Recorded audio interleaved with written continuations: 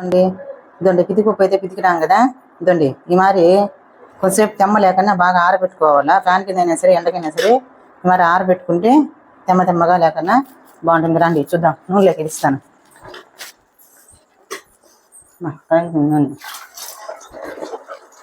ఇదండి ఈ విధంగా వేసుకోవాలి నూనెలో.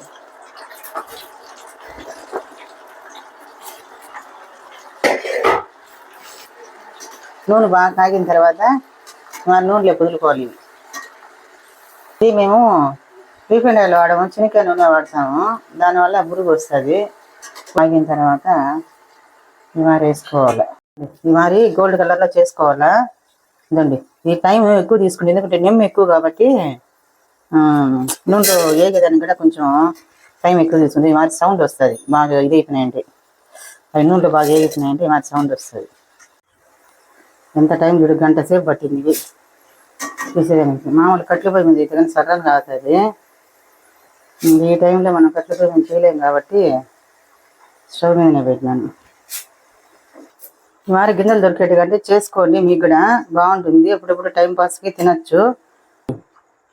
ఇది దీంట్లోనే వేసేసినాను. ఊరికి తిరగమాట అంటే తెల్లగడ్డ వేస్తే బాగుంటుంది కాబట్టి టేస్ట్.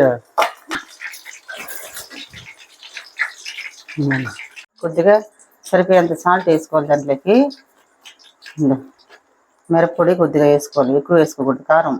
ఇదండి పితికిపప్పు అయితే రెడీ. గింజలు ఇదండి. ఈ మరి మీరు కూడా చేసుకొని తినండి. మీకు నచ్చితే లైక్ చేయండి, షేర్ చేయండి, సబ్స్క్రైబ్ చేసుకోండి. వీడియోలు చూసారు కానీ లైక్ చేయటం లేదు. లైక్ చేయండి, షేర్ చేయండి.